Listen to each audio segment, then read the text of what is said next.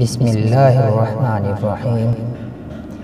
الحمد للہ رب العالمین والصلاة والسلام علی سید الانبیاء والمرسلین وعلی آلہ وصحبہ اجمعین اما بعد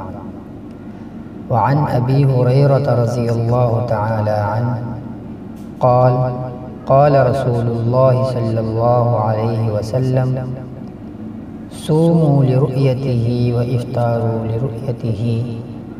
فإن غم عليكم فأكملوا العدة شعبان 30 متفق علیہ۔ حضرت ابو ہریرہ رضی اللہ تعالی عنہ سے مروی ہے، وہ فرماتے ہیں کہ رسول اللہ صلی اللہ علیہ وسلم نے ارشاد فرمایا،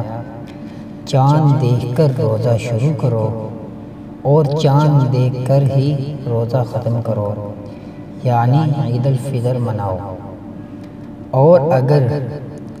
بادل چھائے ہوئے ہوں یعنی بادلوں کی وجہ سے چاند نظر نہ آئے تو شعبان کے 30 دن پورے کر لو، متفق علیہ۔